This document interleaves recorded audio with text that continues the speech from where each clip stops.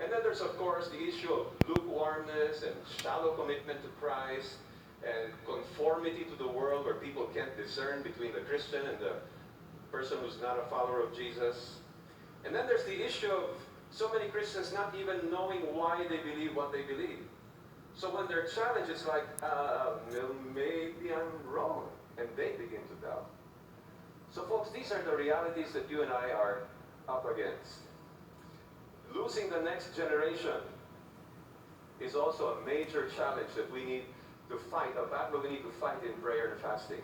For example, in South Korea, once upon a time a bastion of biblical Christianity, now 56% of their adult population say, we don't believe in anything. We're non-religious people. So folks, is the battle real? This eternity war, is it real? It is. And so our message today is this. We need to fight our battles with prayer. And that's why we're going into a week of prayer and fasting.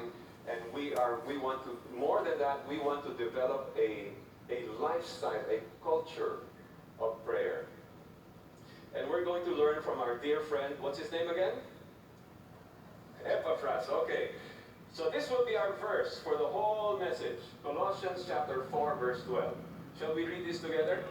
Epaphras, who is one of your number, a bondslave of Jesus Christ, sends you his greetings, always laboring earnestly for you in his prayers, that you may stand perfect and fully assured in all the will of God. As we said last week, Epaphras was apparently the founding pastor.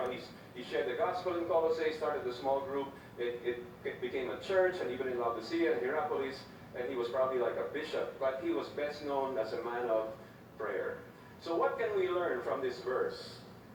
From the example of our dear friend Epaphras. The first thing we learn is that you and I need to pray steadfastly. That is consistent, persistent.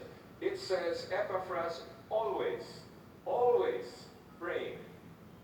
It means you and I should learn to keep on praying and never to give up.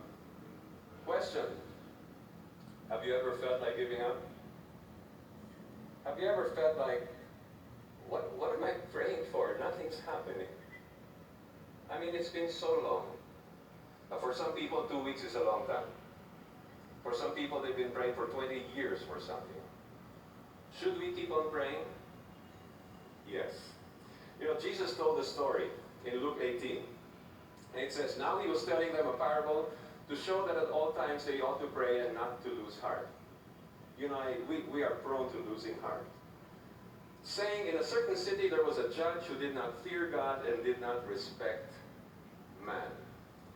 And then he says, so that's the judge over there. Then he says, there was a widow in that city, and she kept coming to him saying, give me legal protection from my opponent. See, here's the widow and there's the judge. Reason number one why you and I should keep on praying is because of who we are. You and I